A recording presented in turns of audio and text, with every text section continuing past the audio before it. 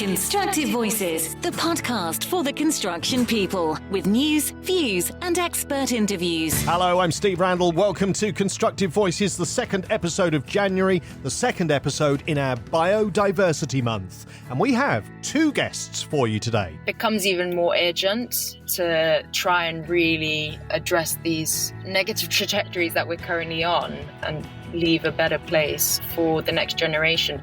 People have gone through a whole education system and they're not making that connection between what's out there in the environment and their lives, More about our two guests later on, but in just a moment I'll be joined by Peter Finn, Pete the Builder.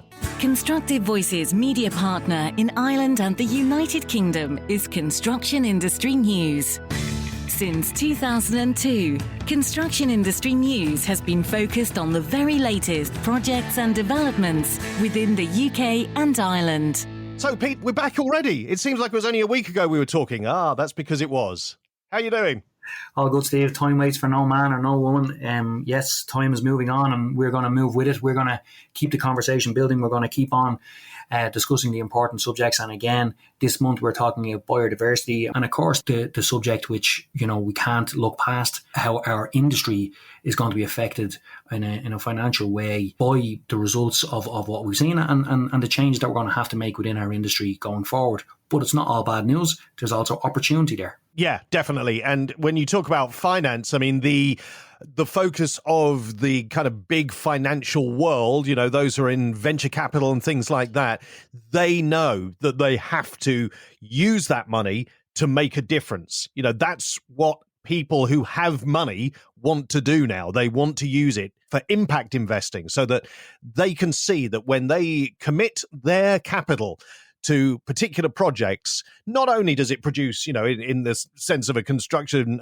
industry thing, it's going to be a beautiful building, but they also want to know that what's being done there is going to make a difference to the environment, it's going to make a difference to society, and it's really going to be something that people are proud of and say, brilliant, thank you so much for doing this. Yeah, without a shadow of a doubt. Look, in life, we all make decisions. We base them off risk. We base them off, what we're trying to achieve at the end of our investment or the end of our work that we put in.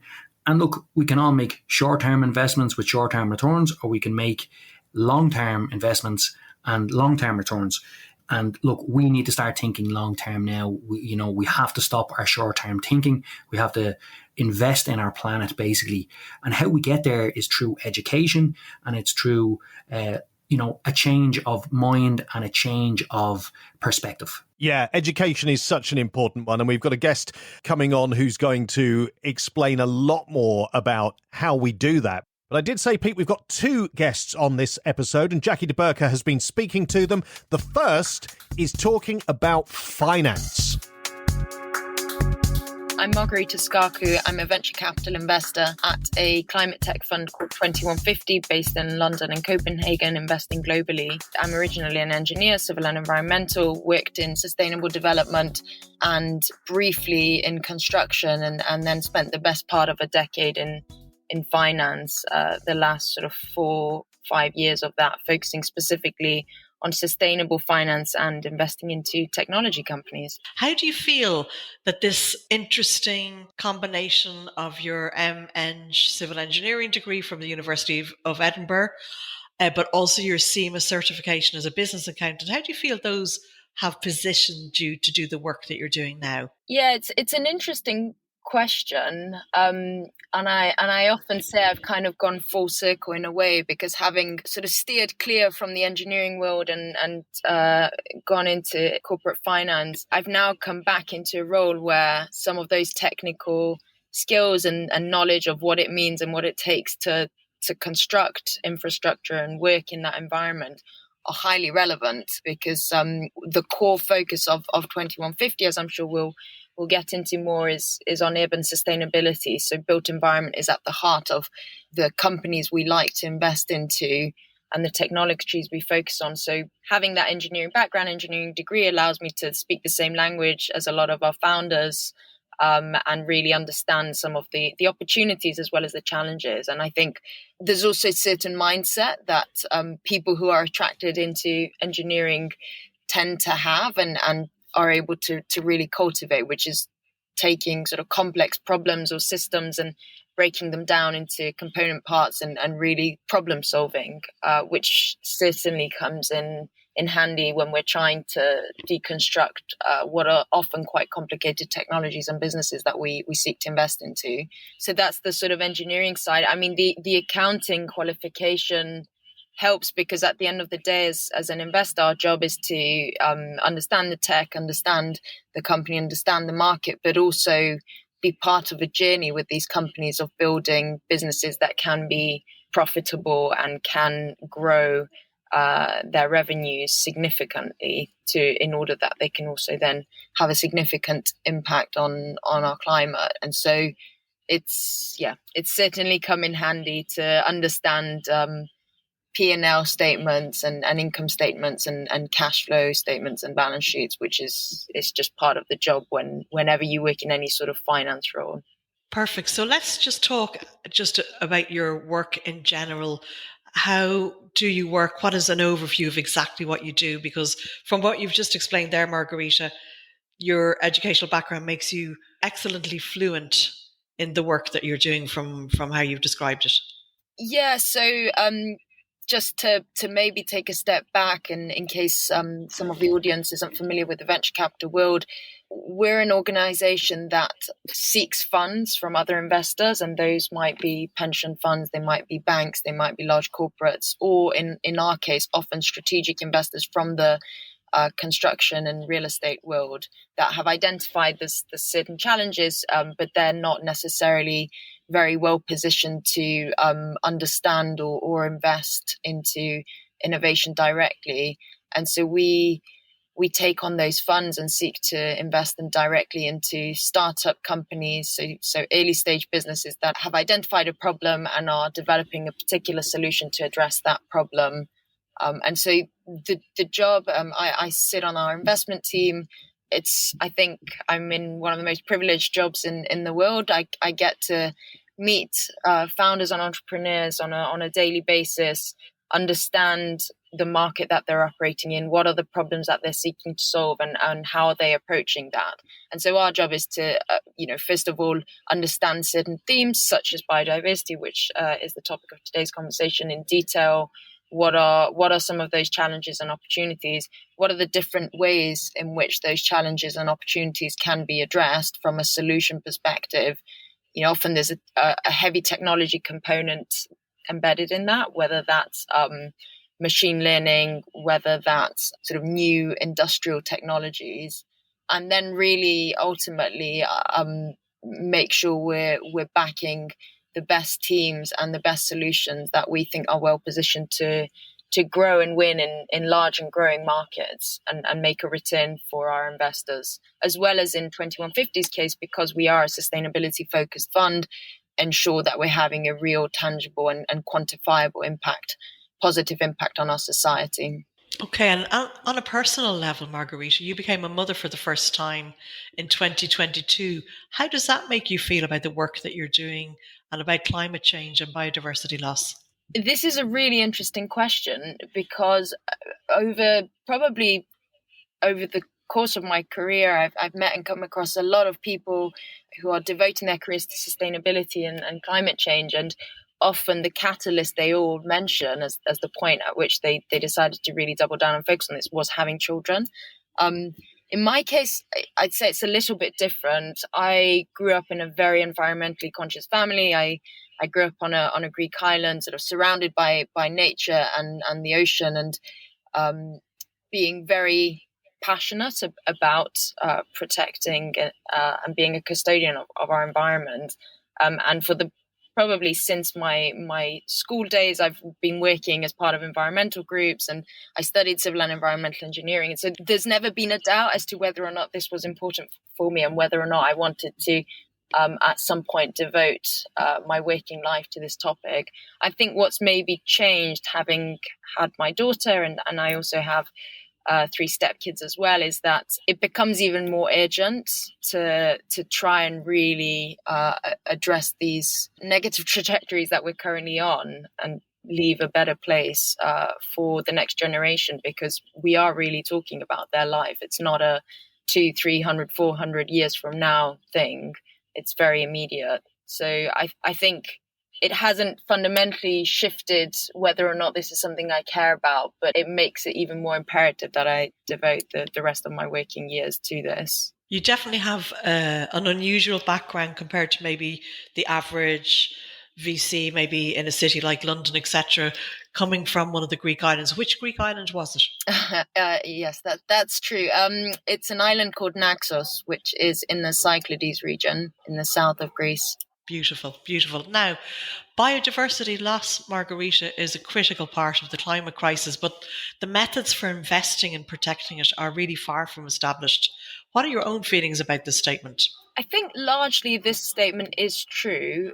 However, there are inroads that are being made and I think are worth paying attention to. And certainly from our perspective, we've prioritized and invested already into a biodiversity measurement focused company, largely because of these trends that exist. So I think on the policy side of things, the Dasgupta review in the UK, which was released, focused on the economics of biodiversity. And I think for the first time really made very clear the value that ecosystem services of nature bring to the world and to our lives.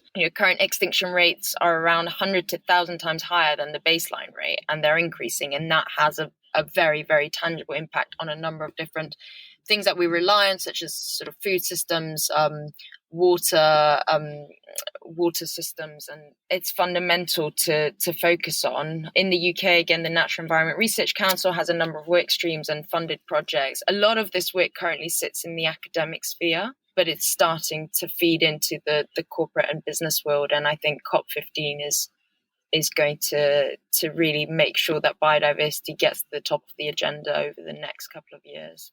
How did you feel yourself about COP15? Have you felt any significant ripples in your VC world? Has it made any noticeable difference so far? I'd say it has. So, I mean, first of all, I feel positively about the outcome of COP15. For the first time, we've got a global biodiversity framework in place.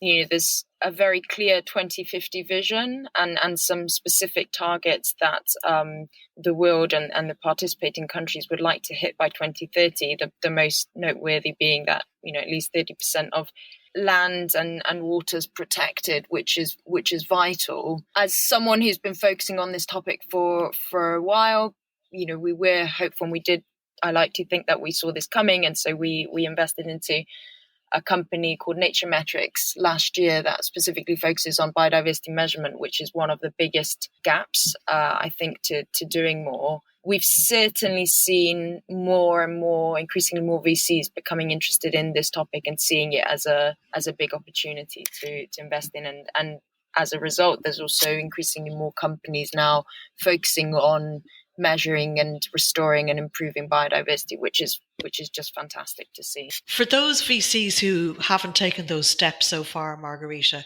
why should they think about backing biodiversity? I think about this question under two lenses. The first is the economic lens. More than half of the world's 44 trillion GDP depends on nature, and the damaging and further damaging and not restoring of biodiversity leads to significant economic challenges. The second lens through which I view this question is that we just simply can't afford not to back biodiversity and support solutions that are helping us to restore it from a human perspective. There's inextricable links between human health and biodiversity, as well as climate change and climate mitigation adaptation. Things like flood mitigation rely on healthy natural ecosystems. So it's, to my mind, for VCs, whether they're focusing just on the financial potential and market opportunity, or whether they're focusing on that and the impact, it's one of the most imperative themes to focus on over the next 5 to 10 years. Definitely. Now, why should VCs go a little bit further in the realm that we're in and consider investing in biodiversity that's actually linked to the built environment? So the built environment is one of the leaders in damaging and degrading natural ecosystems and has been for a very long time. I think increasingly there's a recognition and indeed regulation coming in to ensure that not only the damage is restored, often this happens sort of elsewhere. So for particularly on large transportation projects where roads and other infrastructure is going through, for example, existing forests, there's an imperative to actually restore and essentially replace that damaged ecosystem elsewhere, which I think is great. There's also regulations such as biodiversity net gain. So not only are you having as a developer in the built environment space, not only are you having to sort of replace what you're damaging, you're actually having to demonstrate that you're improving the biodiversity by at least 10%. So I think it's one of the markets or one of the industries that has the greatest impact, and where there's a lot of regulation coming in to ensure that impact is minimized, and there's a sort of positive action that's coming as an immediate response to the negative impact. Perfect. Now, building under business as usual is clearly unsustainable. The opportunity is clear and urgent that we must pursue new materials, processes and tools that ensure the 233 billion square metres we will build by 2030 make our cities and our planet one that will be able to continue to inhabit. Now, this is a statement obviously on 2150 website. 2030 is right now only under 7 years away. Is this achievable, do you think? And if so, how?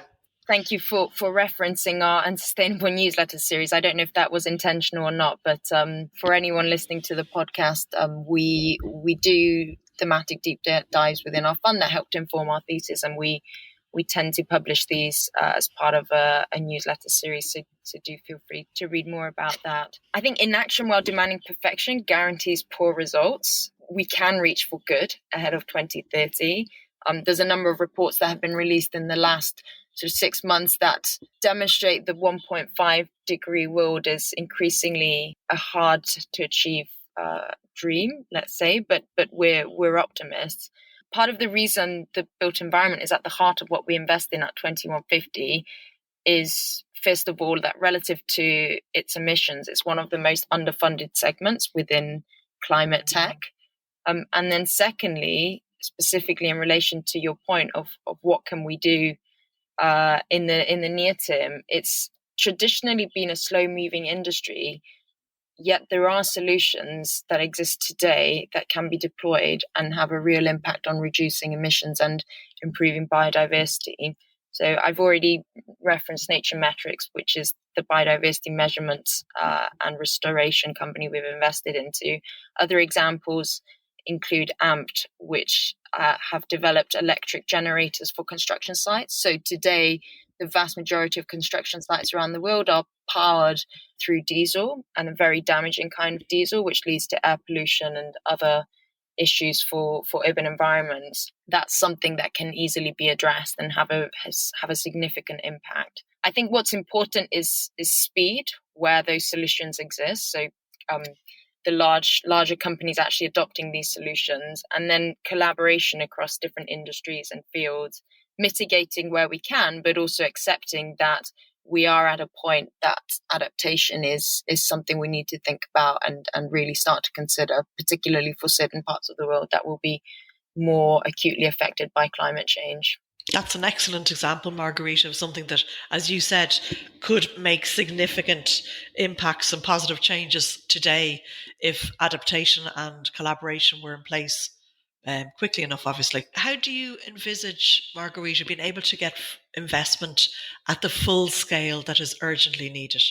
I think today the pace of progress required to hit the climate change targets is exponential, and there is significant progress being made. The VC and PE investment industry attracted 58 billion last year, specifically focusing on climate tech. However, the scale of the challenge that's presented is far greater than what one particular subsegment can address on its own.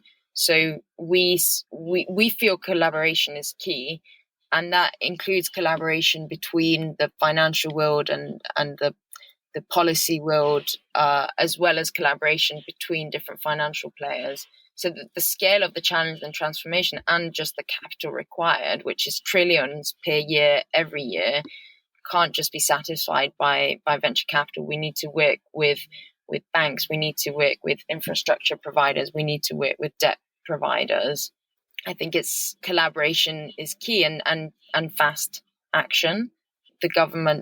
Governments across the world also have a role to play, I think, in ensuring that the financial incentives and the carrots and the sticks are in place to really drive this transition. Certainly. And Roberta Boscolo, who will be sitting with you at the round table, who was our first podcast episode in this series, she did mention about the governments, and she mentioned how being at the COPs was very obvious, in her opinion, and many other people's, I think, that really it's people at lower levels who are seeing exactly what you've talked about, like that urgent need for collaboration, and for governments and other authorities to stand up a little bit quicker than they are doing. Yeah, and I think the private sector has played and is playing a huge role in moving quickly, because it, in many ways, we're more adept to doing that than governments are, and governments can get locked in these long negotiations as well. However, particularly for industries like construction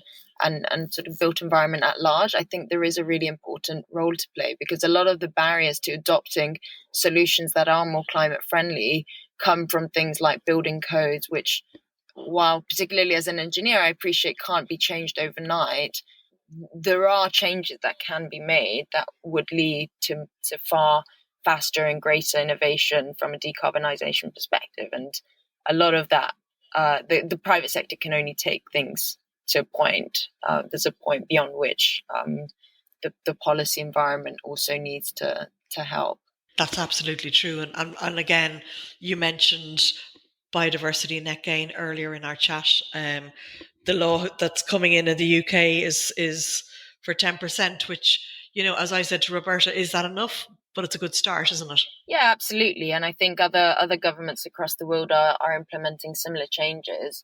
I think it's a good start, and it's also a signaling effect. It signals to companies and corporations and investors that this is now a topic that is on government's radar and is going to become increasingly more scrutinized, which is sort of very similar to what happened with carbon a number of years ago. So in that sense, I think it's a very, very welcome change.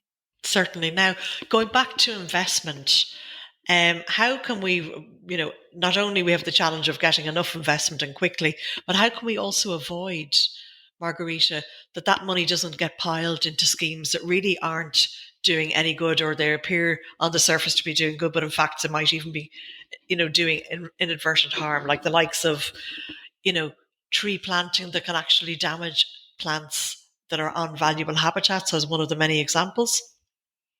Yeah, this is a really important question, and I think the one thing that we always talk about internally, but as externally as well, specifically in relation to biodiversity, is that it's extremely complex, and it's not as binary as something like carbon emissions, and it is location specific. Different ecosystems require different levels of restoration, different actions to be taken.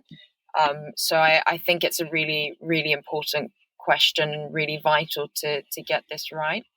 I think from a venture capitalist perspective, our role is to seek out and support founders and innovators around the world that we believe are true experts in the field, are developing the best solutions in the best possible way.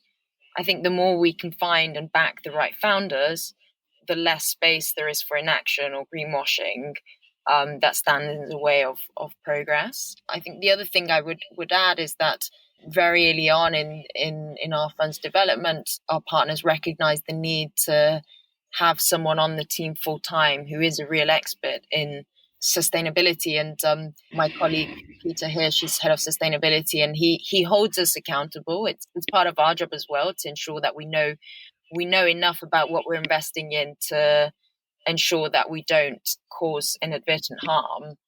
but he also holds us to account. And, as part of being an Article 9 fund, we have certain things we need to be compliant with, and a lot of that is focusing on exactly this topic, that ensuring that you're actually backing solutions that can have and deliver real impact in the right way for each particular circumstance.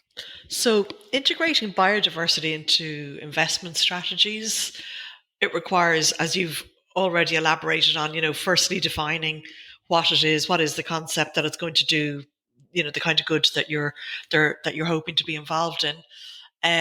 But that also is tied into understanding the extent of biodiversity loss, which right now there isn't any kind of a central measurement tool that can be referenced, if you like.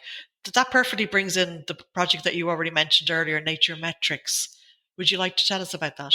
Yes, absolutely. So again, I think it goes back to what I was saying around biodiversity being complex and not being this sort of single thing you can measure in the same way easily and repeatably.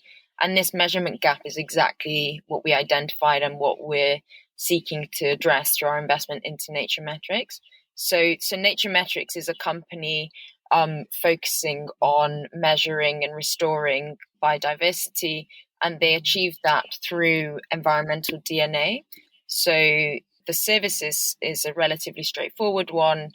They offer eDNA sampling of water and soil, and those samples are then analysed to provide a breakdown of all the species in a particular environment. And this gives a near complete picture of biodiversity composition in any given ecosystem. So it enables baselining at the start, going back to the built environment example, before a project starts or sort of after a project has been developed. Nature Metrics allows a very accurate and efficient baselining of what does that ecosystem look like. And from there, they offer a service that can enable restoration over time and measurement over time to track progress.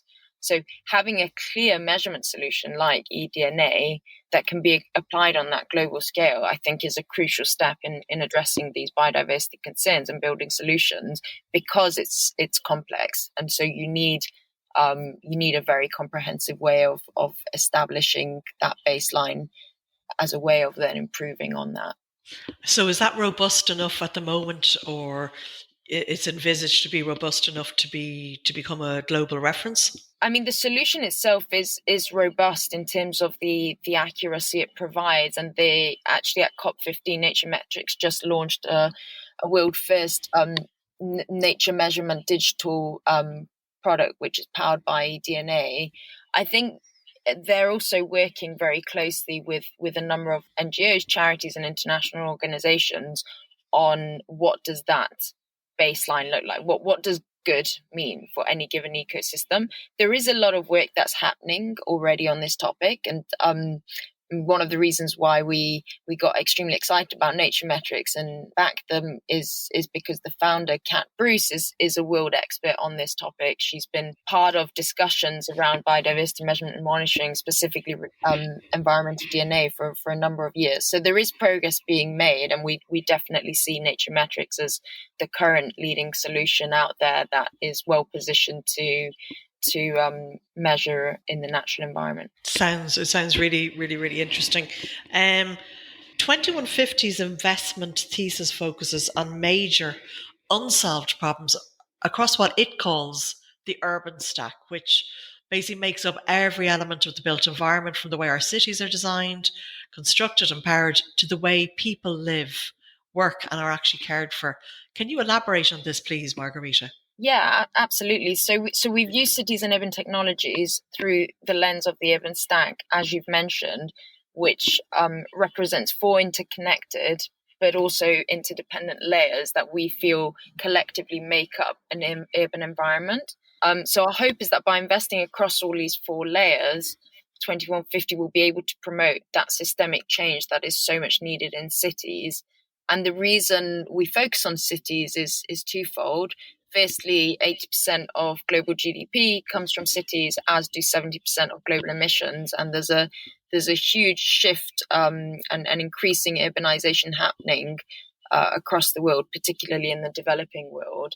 The second aspect is that climate change is a systems issue, and it requires systems level approach to mitigate and adapt.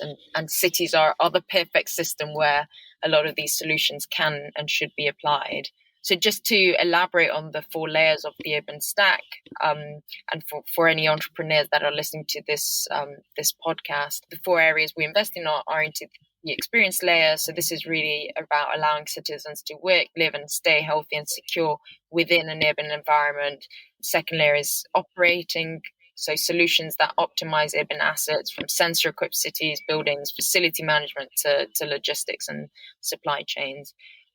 Third is build. So, of course, how we build, including the planning and construction phases, is key. We look at things like new materials across this, as well as efficiency platforms and tools. And the fourth is enabling. So enabling infrastructure technologies and platforms that allow urban areas to scale sustainably and resiliently. Enabling technologies are often the ones that allow us to measure things that are important, such as biodiversity, which is just crucial to urban resilience. Obviously, in your field, you must be looking at the opportunities that there are right now. What are the most important 1 or 2 that you feel should be grabbed? So many to talk about. I mean, I think, we're continuing to focus on biodiversity, and that is definitely a space we're tracking closely, and in a way linked to that is the bioeconomy more broadly.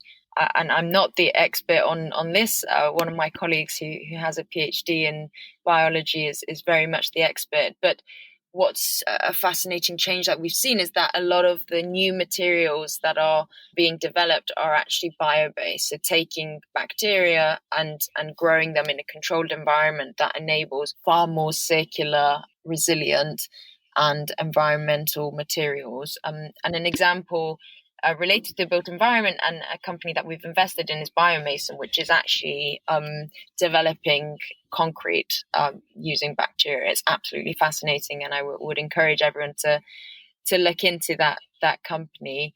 I think beyond biodiversity and the bioeconomy, I'm personally very interested in new materials and circularity more broadly. So there's a company which we haven't invested into, but I think are fascinating, and it's a good example of that intersection between new materials and circularity. It's a company called Austria, based in France, and they're taking shell waste, which France has a lot of from seafood primarily, and turning it into a really highly durable building material, primarily at the moment used in flooring and furniture.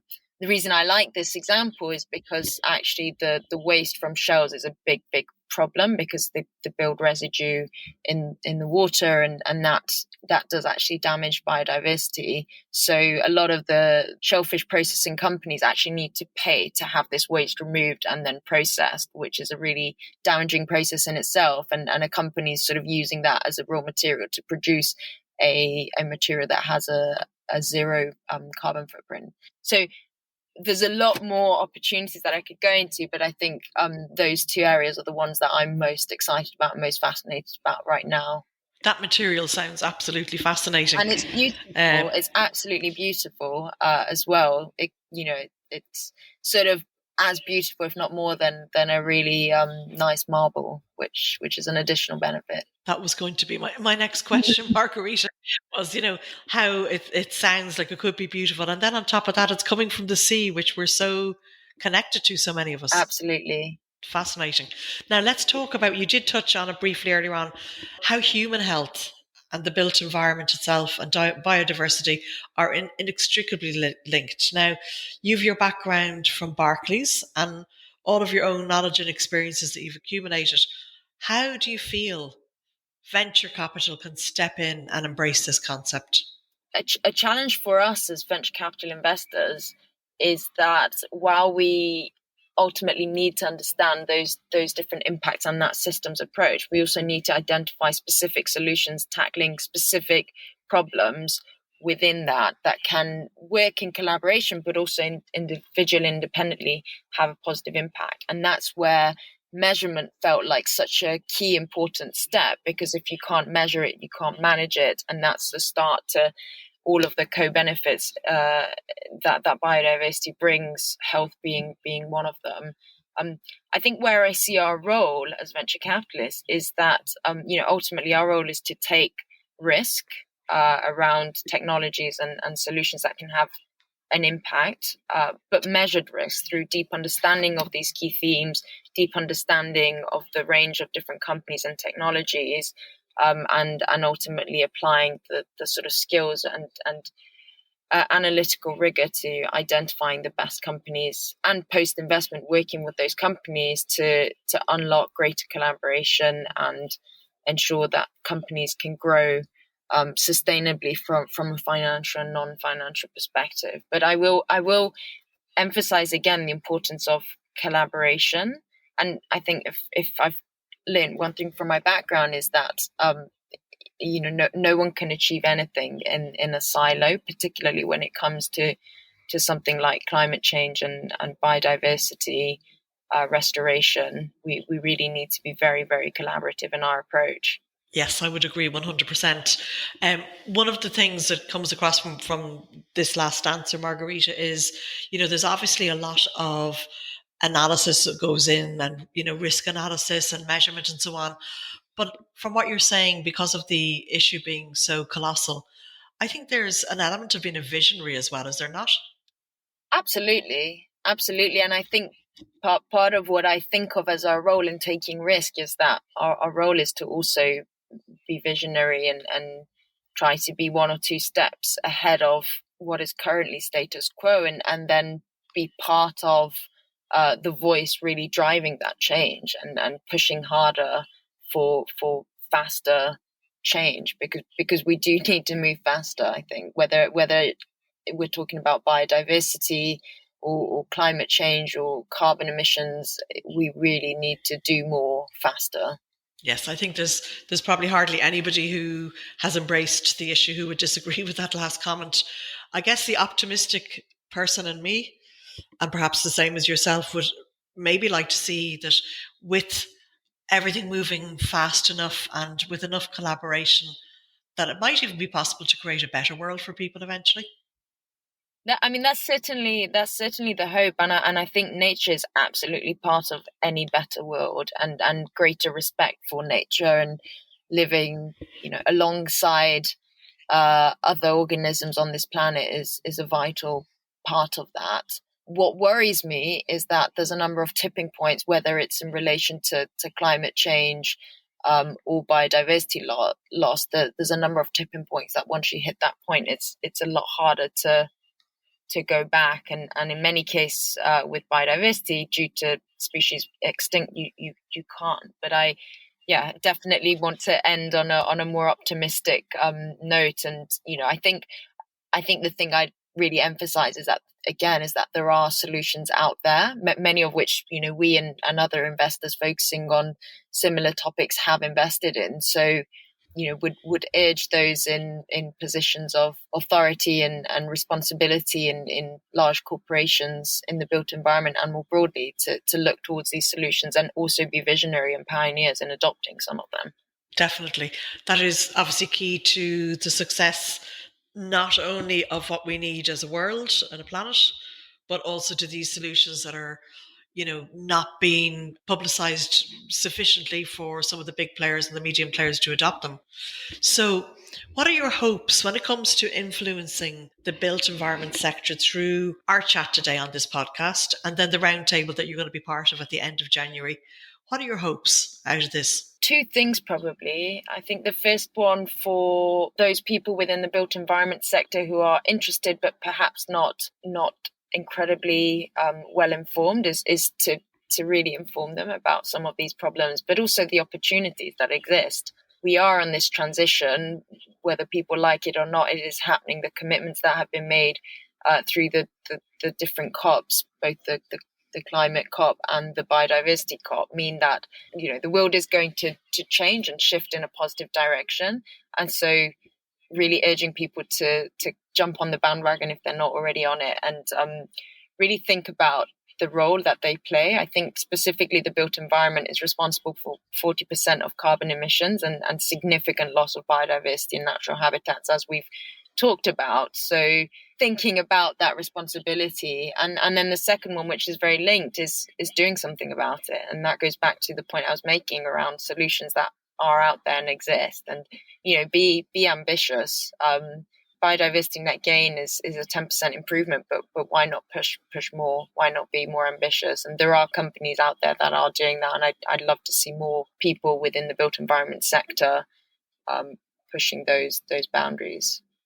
That's Margarita Skarkou speaking to Constructive Voices' Jackie de Burker about finance and how that plays into the whole biodiversity piece that we're talking about in this month's Constructive Voices. On the 31st of January, we have a special event. We'll talk more about that and how you can be part of our round table panel event very shortly. But first, the second of our two guests. And I said we were talking about finance, but also education in this week's episode. My name's Fintan. I'm an ecologist, have been for the last 4 to 5 years working for a consultancy. They're a kind of a multidisciplinary organisation really, Mott, MacDonald. They're involved in all sorts of infrastructural works. It could be road projects, it could be electrical projects, infrastructure projects, water as well. I work as an ecologist for them, so I'm kind of more or less the first person on site where there might be developments taking place, or potentially a development taking place, because they don't always end up being full projects, because we might go in and find something sensitive in that environment and say, no, this is not a good site, you're going to have to find somewhere else, So I'm the first on the ground, essentially, it's greenfield sites, generally speaking, What do you do when you arrive on site, Fintan? First of all, you might actually do a desk study even before you go out anyway on site, because you might find something very important to know before you even go on site. So, for instance, if the site happens to be a designated site or within a designated site, from a European perspective, the site's designated for protection. You've got special protection areas and special areas of conservation. So, if you're in one of them sites or near one of them sites, that's going to flag up problems itself, because it's quite difficult to get planning permission when you're in one of them or near one of them. So that's kind of a desk study that you might do before you even go out. And when you're actually out on site, what you're doing is looking at the habitats that are in that site. Some of them might be nothing extraordinary about them all. Others could have a huge amount of biodiversity in them, could have all sorts of habitats in them, and you're looking at the sensitive habitats that are in that, analysing the kind of the biota that would be in that. So you're looking at birds, you're looking at botanical studies, you're looking at bats, mammals. Would you have guidelines specifically from the company itself, or would you be adhering to Irish government guidelines? How exactly does that work when you analyse the site and you've come back from that site analysis? Yeah, well, there's a kind of a standard used across the board where you'd probably find any of the consultancies use the same thing. And from an Irish perspective, it's you use what they call the fossil class, which is basically looking at all your habitats that exist in Ireland. Now, different countries have different ways of going about, but more or less they're all the same. We just happen to use one that was developed in Ireland from an Irish context, so it works for us. So you're looking at the habitats, and they're all classified. Every habitat in Ireland is classified into a certain type, and that's what you're trying to get first out of your analysis, your field analysis, deciding what kind of habitats are in it, and then from that you'll decide, okay, well, which ones are more critical in terms of what we need to protect. Okay.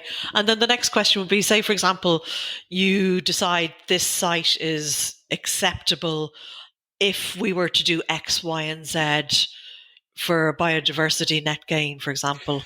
Yeah, unfortunately, biodiversity net gain hasn't really taken off here in Ireland yet. It's certainly not in our it's not written in our statute books yet. In the UK, they have. Hasn't come here yet. There's a lot of talk about it, and I'd say it probably will come in. I'd be very surprised it doesn't come in within the next few years.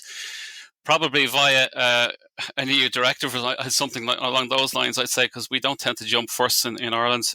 We tend to wait till the EU tells us to do things and then we do them, which is a bit unfortunate. We're always on the back foot in that regard. It'd be great to see us kind of taking the lead, really. There is some companies even, companies that would be approaching us, they're mentioning it even though it's not in law yet. So they maybe realize themselves that it's coming down the line, and companies in general want to be seen in a good light anyway. So sometimes even current projects, there is some of them that might put a little bit of effort into, restoring a site that might be adjacent to where they're working. Do you know what I mean? Just for the purpose of looking good, if you like, So would you see, when you say, obviously there's companies that want to be seen to be doing something good, Yeah. are they just kind of scraping the surface, Fintan, or do some go a wee bit deeper? Because it's not in law yet, I suppose it is kind of just scraping the surface, really. But nevertheless, I have seen some little projects around the place where they've gone above the call of duty, if you like. You'll often see a lot of development sites, and the great planting trees or hedgerows and that kind of thing, but they just kind of leave it at that. Like, or they have open green spaces of grass, but it's monoculture. Do you know what I mean? It's not really of huge value to biodiversity. So I have seen some little projects where they're developing kind of wetlands and stuff where they haven't covered in streams and stuff into kind of ducting, and that they're leaving the streams open and developing a little bit of habitat around them. So that's a plus. That's something that's relatively new that I certainly haven't noticed going back years. It's only something I've seen happening in the last 2 to 3 years, maybe. That is positive. Where are those sites? I saw one recently in Lusk in North County Dublin. Fifes were developing warehouses there, and they obviously purchased more land than they needed. There was an existing stream on the site, so they left that open, and they've created some additional kind of wetlands. So they've enhanced the habitat, really. It would have been just a stream before, and probably highly modified, I'd say, over the year, because it was former agricultural land. So the existing stream probably wasn't in a great state anyway. So they have developed kind of little wetlands adjoining onto that stream, and so they've actually increased the biodiversity, really. And it's I've looked at it recently. Actually, it's done maybe about 18 months now, and it's even already it's starting to look like a bit more like a natural habitat, if you like. So if more companies started doing stuff like that, we'd be in a better way, Definitely. So obviously we've had Margarita speaking from a venture capital and financial perspective. Do you feel the finance is the biggest challenge, or is education the biggest challenge? What are your own feelings as an expert in your field? Could probably say it's much for much, but education is a big question, because you can start right from primary school education, secondary school education, right at the third level. There's not a huge amount of effort put into understanding biodiversity. I mean, if you ask your average, even teenager, what is biodiversity, they'll probably struggle to tell you what it is, And that's something that's lacking generally in our education system. And I think we should really be putting biodiversity on the same level as any other subjects that are routinely taught, like languages, you know what I mean, or maths or anything like that. That's how important it is to me, because having biodiversity in your living landscape, it's not just something nice to look at, it's critical to human existence. So I think it should be a compulsory subject. It's missing, and I think it's possibly even more missing now than it was when I was that age. You went out, you were brought out in the fields, and you were showing trees, and you were showing the different species of trees. Now that's all done from a classroom. I have 3 young sons, and they're all in primary school, and they've never been brought on a field trip. Anything they know of the landscape, they've either learned from me, or they've learned from a whiteboard in a classroom, which is terrible, because it's a disconnect from the environment, and that goes the whole way up. That goes into secondary school as well. That even goes into third level colleges. That even goes into modules in courses, in land-based courses, even in ecology courses. You'll often find my last stint in college, I spent 2 years, and they had 2 field trips in 2 years. Terrible, really. Do you know what I mean? Particularly a course like that, it's on ecology, it's on the environment, and all they managed to do was 2 field trips. It's absolutely crazy, isn't it? You think about people who are training in hospitality, for example. Of course, they're put into the hotels and the bars. Exactly. Yeah. You don't just let them loose in a bar or a hotel once every year or whatever. Yeah. So that's pretty crazy. Yeah. So listen, in the 30 years or so, Fintan, that you were working in horticulture and of course, now directly in ecology. Yeah. What biodiversity loss have you personally observed during that time? Significant, I'd say, but it's a mind change that I've seen. And, we talk about biodiversity and the environment probably more than we ever have done, certainly in the last 20 years anyway. Everyone knows the words. They just don't seem to connect about what that means to them personally. I mean, I worked as a landscaper, primarily working in private gardens, private projects, you know what I mean? And I certainly noticed in the last 10 to 15 years, the amount of people who want simplicity in their gardens. They don't want effort. They don't want to actually do anything really. All they want to do is look at it and use it as and I put this in inverted commas, outdoor room. They want their gardens to look like their kitchens or their living rooms, they want paving wall to wall. They don't want plants or very few plants. They want artificial grass, all these type of things. And that's all a loss of biodiversity, That's shocking really these days, because we see these things on the news every day. They're talking about biodiversity loss, they're talking about environmental damage and climate change and all this. And then people switch off the news and they say, okay, I think I'll get the garden done next week. Let's get paving, let's get artificial grass. That to me is down to education. People have gone through a whole education system and they're not making that connection between what's out there in the environment and their lives, I think that is, firstly, sadly very true. And secondly, is it perhaps an ingredient of today's kind of like fast-paced society? The easier the things are to access, the better that they look, in that kind of a plastic sense rather than in a really authentic sense? Yeah, certainly, yeah, there's definitely that. But there's also, certainly in the landscaping business, landscapers, in my opinion, they tend to do what they're asked to do. You'll not often see a landscaper turn around and say, no, actually, I'm not going to do that for you, because that's just not sustainable for the environment. And that's a downfall as well, do you know what I mean? And that comes from, back again, to education. Horticultural colleges, agricultural colleges, they don't have biodiversity modules. They don't have standalone biodiversity modules in any of their courses, certainly not in Ireland anyway. And so, when somebody comes along and asks them to do a certain project, a certain type of thing in a landscape situation, they're not thinking about the damage. They're just thinking about the end product. Am I going to have a happy customer? Thinking about it like that, that's kind of one of the things that's, in a way, turned me against the landscape business. And that's why certainly one of the reasons why I made the change and became an ecologist. I got sick of being asked to do projects that I just didn't agree with. It's not even a case of budget, because certainly from a landscaping point of view, probably the most expensive part of landscaping a site is the hard landscaping. It's not the soft landscaping, the good stuff. The good stuff is going to help our biodiversity. It's the hard landscaping. They're spending money. They're probably spending more money than they ever have, but they're spending it on hard surfaces, Now, going to COP15, which obviously happened towards the end of 2022, What were your own personal thoughts about the outcomes? Good to middling, I'd say. One of the biggest downsides was it didn't get the media attention at all, compared to COP27, It's just not perceived as important as climate, even though they're completely related. You can't have one without the other. If your biodiversity isn't right, well, you can change all you like about climate change as regards, not burning fossil fuels or reducing our livestock. If you can't get your biodiversity right, those things won't matter. And nobody seems to have copped onto that yet, There was some very positive things about it, what they kind of did decide on. Certainly from an Irish perspective, we've signed up to creating 30 by 30, which is 30% of our marine environment protected by 2030, which is great. And we've already designated an extra 6%. We had 2% kind of covered. Now that's risen to 8%, and it's going in the right direction. What we haven't signed up to, unfortunately, is the terrestrial landscape.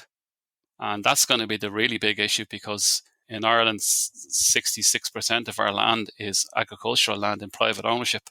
And it's very, very difficult to change that when you have big lobby groups. Marine environment is much easier. And even the new marine sites that we have designated now, they're all in deep sea. They're all way out. They're nowhere near the coast. They're not really a big issue to anybody, even to fishing industry, really.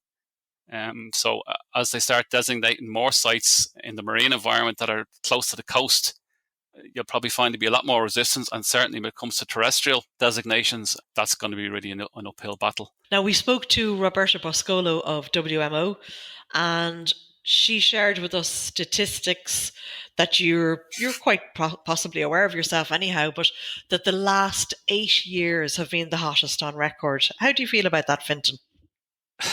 Frustrated, worried, I suppose, there's all sorts of big figures like that, and that's probably one of the big ones. The other one you sometimes hear as well, that we've lost 70% of our biodiversity in the last 30, 40 years, which is an incredible number. Like, it's hard to get your head around those kind of numbers. Like, and hottest years, every year's got hotter for the last 8 years. I mean, it's only going one direction. I know we don't have too many climate deniers anymore, but there is still some that don't make the connection between what humans are doing and that climate change. They think it's happening naturally, But natural changes in the environment or climate don't happen that quick.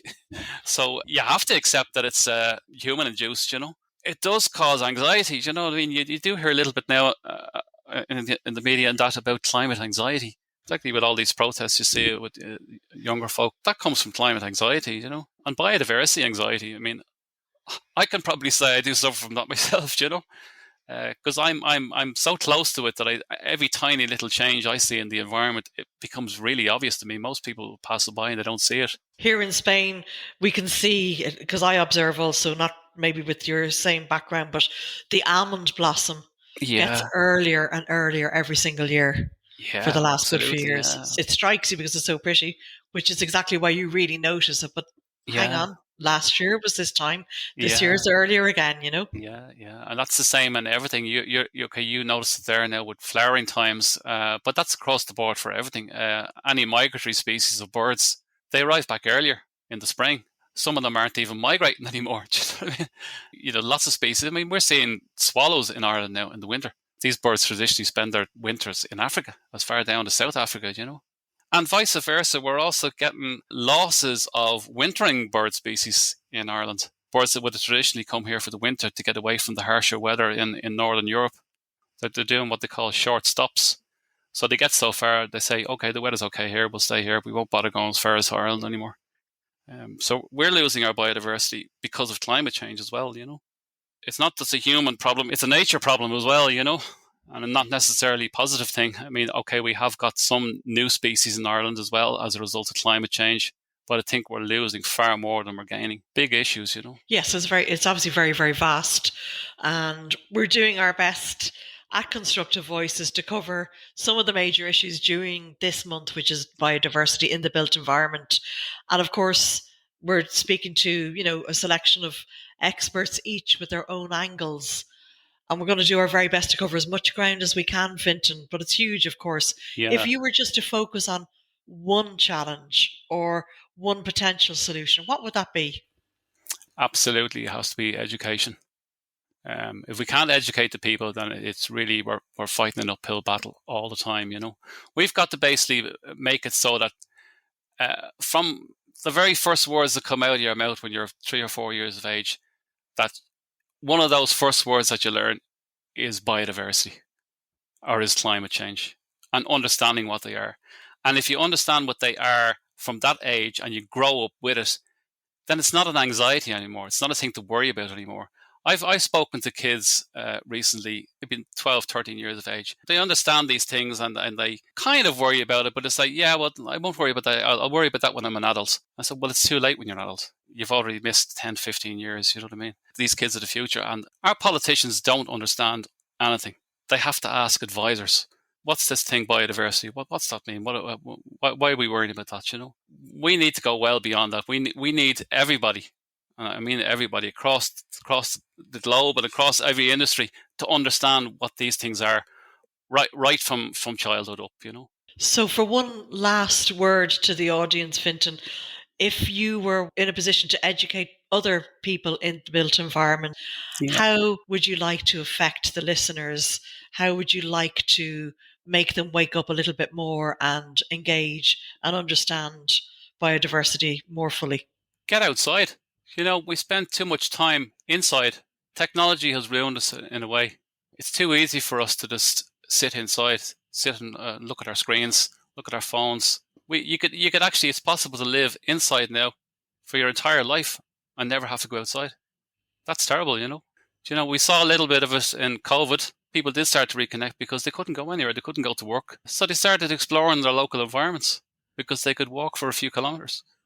And they saw things that they never saw before. People started noticing wildlife, and they said, oh, it's great, all the wildlife's coming back because of COVID. But it's not. It was always there. Just nobody noticed it, This is Constructive Voices. So there you go, Pete. Another great guest, and talking about education, as we were earlier, an important part of this whole move that we have towards being more aware of biodiversity and how important it is for climate change, for the environment, for everything. And as Fintan said, human existence itself. Now, as well as talking about particular topics this year, we're going to be talking about community. That's going to be a big thing for us this year. Community, that's going to be a big thing for us this year. And I know, Pete, it's something you're very, very excited about and very much a driver of, bringing everybody together on this journey, particularly with some of these big issues that we're dealing with in the construction industry and the wider world. Yeah, look, we've been listening to our listeners, and we've been taking on board what we know we've done well here in Constructive Voices, and we're looking to bring a community together. We're looking to make sure that we have a platform that people can come to, and they can ask questions, they can showcase what they do, they can showcase what they know. Look, my perspective on this whole thing, and this is the construction industry in general, and I suppose how we live our lives, is, nobody is an expert at everything. And we have the opportunity to create a platform here and a community here where we can get experts to come on and give us their perspectives and, inform us on the research that they have done, and give us the opportunity to listen to what they've got to say and to see what they do. And again, be informed, be educated, and contribute then ourselves as well, maybe in the areas that we are experts in and areas that we can contribute something as well. So we're looking to bring a community together. We're looking to bring an industry together to one place where you can come, you can show people what you do, you can see what they do, you can have open, honest, clear discussions on a blank canvas, with no objectives and no ulterior motives, simply the opportunity to discuss openly different topics and be educated within our industry. So extremely exciting times ahead, and we're going to be bringing lots of good news to our listeners really soon, and we're looking to build our community, and we're going to be bringing a lot more to our listeners this year. Excellent. So, Pete, we've talked about a lot already, and we've, over the last 2 episodes, sort of really set the scene for our big event next week, our roundtable event. Very much looking forward to that. It's going to be a very, very important conversation next week. Yeah, look, it's been really good. It's been really good for us to have our discussions, and also to hear the perspectives of the experts. And now we're going to have that roundtable event where people again get to sit across from each other online and have a discussion, an open, clear discussion, and we can get to connect and relate the different perspectives and the different expertise that we have brought together here on Constructive Voices. So, very exciting stuff. And I think we're doing a really good job here, and we're going to continue to do so, Steve. We're going to make sure that we address all of these important topics within our industry, and I think we're moving on to a very exciting roundtable next week where we're going to try and summarize what we've done so far this month, and also answer some of those questions that have arisen, and maybe put a little bit of roadmap ahead in people's minds as to where we're going with this very important subject of biodiversity. Absolutely. And because the roundtable event is on Zoom, we're going to have to do hair and makeup, Pete. So I'm going to go and get on with that. I've got a week to just sort of try and look vaguely reasonable. Oh, don't worry, Steve. You've got the good looks, you've got the charm, you have the voice, you've got it all, my man. You've got it all. So no, really looking forward to it, Steve, and really looking forward to what we can bring to this subject, and looking forward to seeing you and everybody else next week. And that's all for this episode of Constructive Voices. Please take a moment to share it with others who may find it interesting. Follow or subscribe to get the latest episodes automatically on your favourite podcast app, and rate and review the podcast if you can. You can also listen to the latest episode by saying, Alexa, play Constructive Voices podcast. Here's Constructive Voices. Here's the latest episode. And on our website, where there's lots more information too. That's constructive-voices.com. Don't forget the dash. Until next time, thanks for listening. You're really helping us build something.